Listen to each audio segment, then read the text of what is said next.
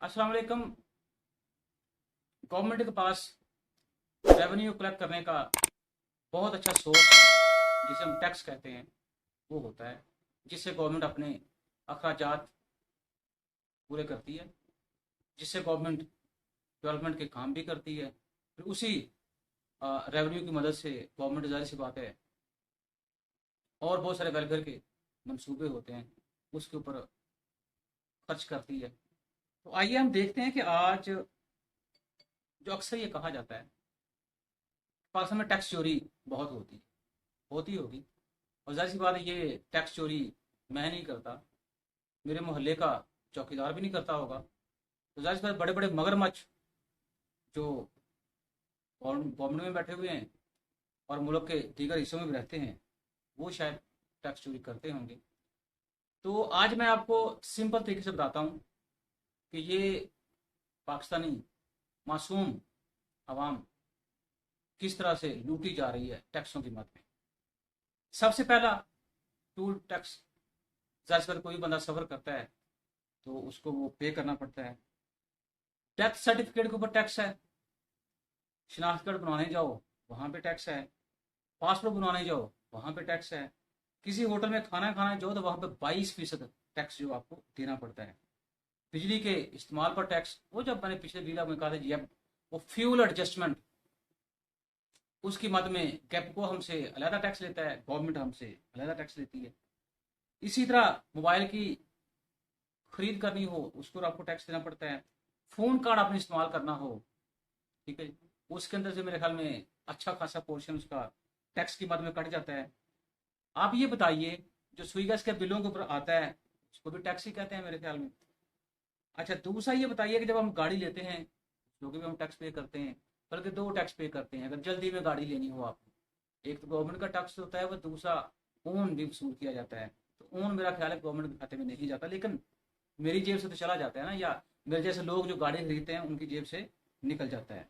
अच्छा, जब प्रॉपर्टी आप सेल करते हैं तब भी आप टैक्स देते हैं, प्रॉपर्टी आप बाय करते हैं तब भी आपको टैक्स देना पड़ता है। अच्छा, अब ये बताइए कि पेट्रोल के ऊपर गवर्नमेंट लेवी, आपको पता है अभी हमने वादा किया है IMF से कि 50 रुपये लगाएंगे फी लीटर। अगर सितंबर में कीमतें बढ़ती हैं 20 रुपये जैसे कहा जा रहा है, ये 30 रुपये लेवी हो जाएगी, और अभी 20 रुपये हमें और इस लेवी के मत में बर्दाश्त करना होगा अगले महीने में। तो ये भी मेरे ख्याल में टैक्स ही है। तो मोहब्बत वाला पैगाम तो नहीं है जो आवाम से वसूल किया जाता है। अच्छा, उसके बाद यहाँ पे वाला, आप किसी किस्म का ड्रिंक लें, Coke, Pepsi, Sprite, mineral water, juices, या और इस तरह के, लेमन माल्ट हो गया, या और इस तरह के मिलते जुलते जो ड्रिंक जूसेस हैं, उसके ऊपर भी टैक्स वसूल होता है।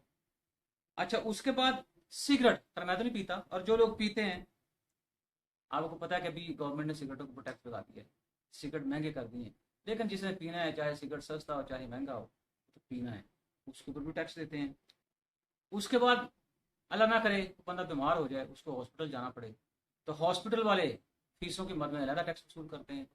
दवाइयों के ऊपर आपको पता है कितना फीसद की प्राइस में इजाफा हो गया है, तो जाहिर सी बात है उसके अंदर टैक्स भी शामिल है। इसी तरह आप जब मोटरवे पे सफर करते हैं और वहां जो लिया जाता है, ये टूल टैक्स टैक्स के जिम्मे में आता है, मोटरवे टूल टैक्स। अच्छा, उसके बाद आपने कपड़े खरीदने हो, जूते खरीदने हो, कोई और चीज़ खरीदनी हो, उसके ऊपर भी टैक्स देना पड़ता है आपको। हॉस्पिटल में एडमिट हो तो भी टैक्स, वो पहले मैं आपको बता चुका हूँ। मोटरसाइकिल खरीदना हो, आपने साइकिल खरीदना हो, उसको भी टैक्स देते हैं आप। गाड़ी 800 सी खरीदनी हो, 1000 सी खरीदनी हो, 1500 सी खरीदनी हो, आपने 1800 सी खरीदनी हो, या उससे बड़ी बड़ी गाड़ी खरीदनी हो, उसमें भी टैक्स दिया जाता है। और फिर जो साल भर का हम टोकन लगवाते हैं, वो कहने को तो टोकन ही है, मेरे ख्याल में ये सारे टोकन ही जिनकी आप बात कर रहे हैं, लेकिन वो टोकन भी टैक्स के जिम्मे में आता है। इसी तरह आप जब जमीनों के ऊपर, मतलब रजिस्ट्री की फॉर्म में, या जब रजिस्ट्री करवाते हैं, वहाँ पर भी टैक्स देना पड़ता है। साल बाद आपको उशर भी देना पड़ता है, वो भी टैक्स के जिम्मे में आता है। नहर का पानी आप इस्तेमाल करो, वो भी टैक्स आता है।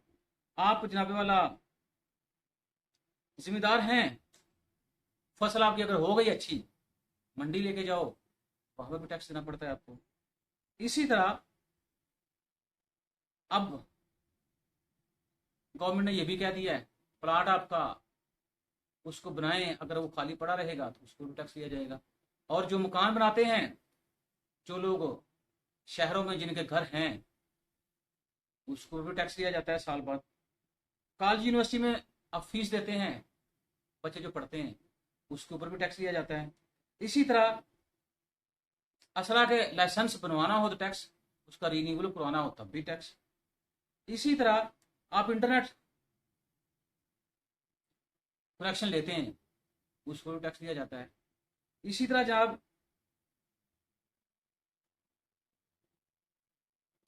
आपने किसी सरकारी महकमे से लाइसेंस लेना हो या एनओसी लेना हो, डोमिसाइल बनवाना हो, उसको भी टैक्स आपको देना पड़ता है। इसी तरह आपको पता है बिल के अंदर नीलम सरचार्ज बिजली के टैक्स के जिम्मे में आता है, जो वसूल किया जाता है। टीवी आपके घर में है या नहीं है, लेकिन बिजली के बिल के अंदर उसके ऊपर 30 रुपए से 50 रुपए तक फिक्स टैक्स आ जाता है।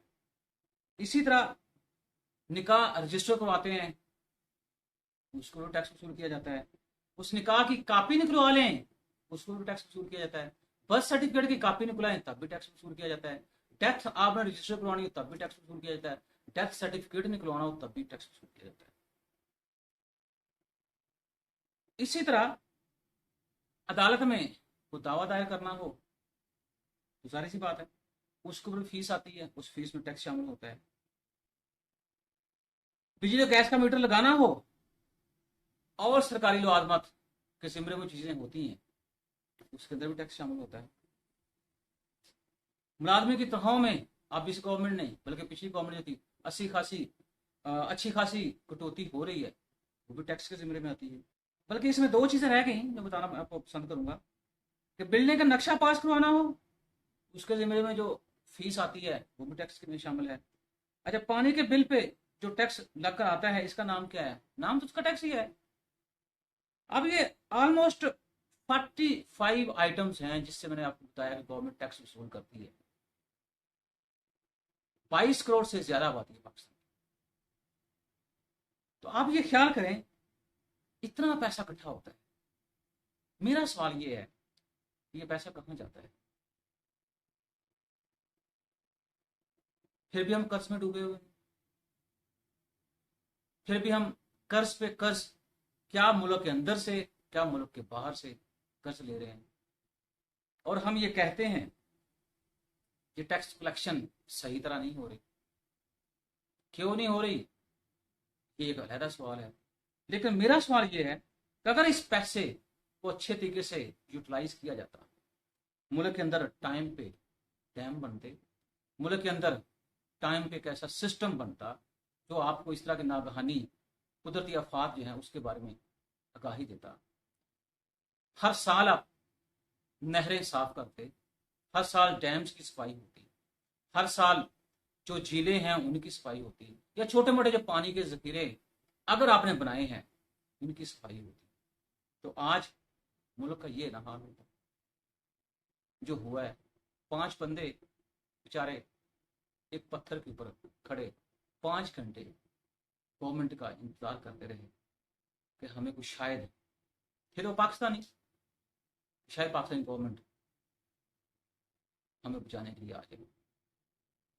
इलेक्शन की कैंपेन हो तो हेलीकॉप्टर्स का इस्तेमाल होता है।